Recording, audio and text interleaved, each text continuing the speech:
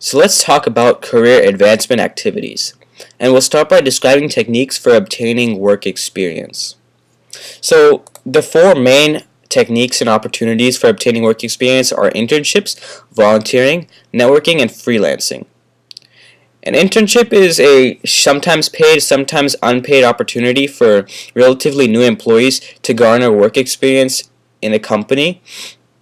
Volunteering is almost always unpaid, and it usually revolves around spending your own time without pay to assist in minor activities or even major activities for large organizations. Networking is a process, as I explained in the previous video, of communicating and meeting with other individuals to create connections. And freelancing is the act of being an individual who does work paid usually for other people but does not really serve for any company and just does everything independently. Explain the need for ongoing education as a worker. The average American has at least 7 jobs before he or she reaches age 30. People can expect to change employers several times before they retire. While some people end up losing their jobs due to downsizing, everyone is affected by it. If managers are cut, individual workers may acquire more responsibilities, for example. The skills you will need to manage new responsibilities may require more education. So for that reason, you may need to update your skills or learn new ones to keep pace with employment trends, as job opportunities shift from one industry to another. The competitive global market puts added demands on workers as businesses try to stay up to date with technology and ways of doing business. Explain possible advancement patterns for jobs. So an example of an advancement pattern would start with an associate who gets promoted to a manager, who is then promoted to a senior manager, and later to a vice president, and then to a C-level position like a CEO or a CFO.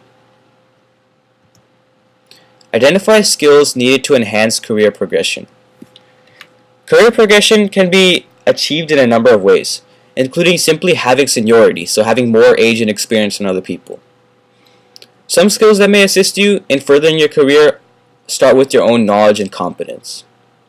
Also, you should display a willingness to learn and develop professionally. Display initiative and perseverance, and be cooperative and adapt to change. Also, demonstrate decision-making and critical thinking skills within your job duties. Utilize resources that can contribute to professional development.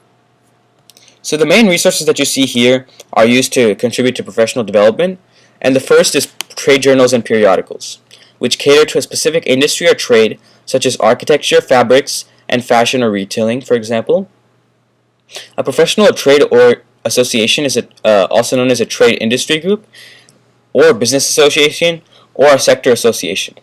And it's an organization founded and funded by business that operate in a specific industry.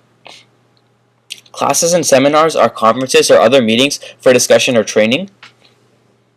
Trade shows are exhibitions for companies in a specific industry to showcase and demonstrate their new products and services. And generally, trade shows are not open to the public and can only be attended by company representatives and members of the press. And mentors are experienced and trusted advisors.